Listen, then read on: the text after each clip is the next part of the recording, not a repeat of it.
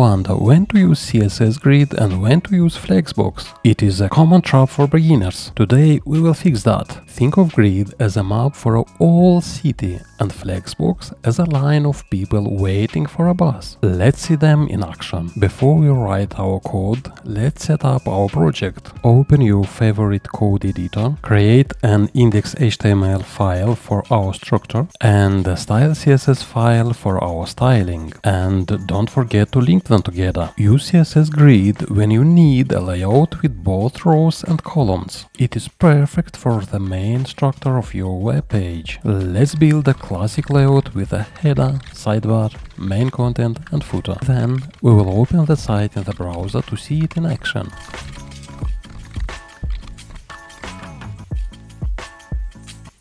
Now we will work on the style CSS file. We activate grid mode for the entire screen.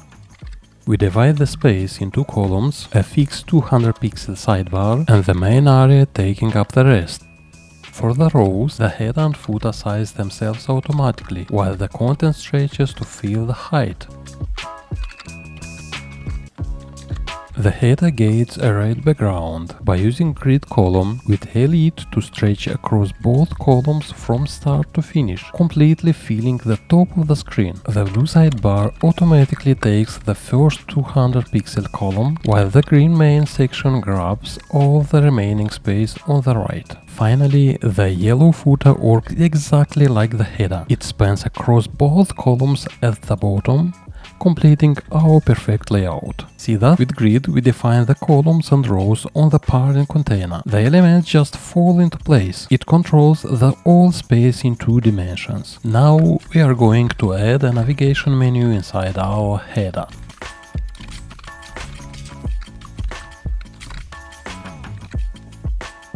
We use display flags to arrange the navbar items in a single horizontal row. The align items property perfectly center our logo and links vertically from top to bottom. The magic happens with justify content space between. This automatically pushes our logo to the far left and the navigation links to the far right, leaving equal space in the middle. Let's add some padding here.